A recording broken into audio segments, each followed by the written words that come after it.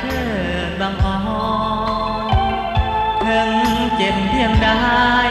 ดวงใจอย่าได้อานอนความหาผ่านมาครั้งก่อนบางอ่อนน้องอย่าคืนคมน้ำตาคนที่ผิดหวังหลั่งไหลเจ็บซ้ำละกำกายใจข้างในสุดจะละทนเจ็บปวดหัวใจคือเขาแย่งไปเสยสมจึงต้องนอนเศร้าละทมคืนคงคนเดียวเลื่อยมาอย่าเสียใจขอให้ไปเลยการดาน้องจงเสียน้ำตาเถิดนะอย่ามัวซึมเศร้าอ้ายจะช่วยล้างแผลใจให้ดีเหมือนเก่าน้องเอ๋ยอย่าได้งอยเหงาอย่าโศกเศร้ากังวลน้องเอ๋ยน้องจงเข้มแข็งให้ดีจิตใจห่างกายที่มีขอให้ละทีอย่าได้กังวลอ้ายจะช่วยล้าง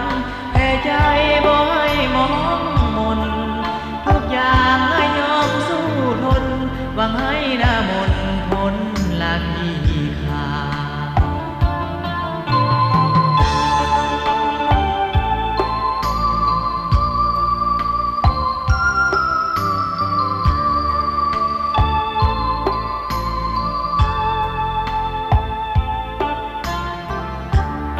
อนุรักษ์และเผยแพร่โดยเพียงพิมพ์สิ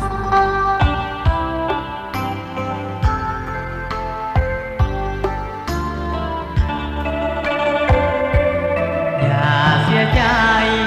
ขอให้ไปเลยการดาน้องจงเช็ดน้ำตาเถิดนะอย่ามัวซึมเศร้า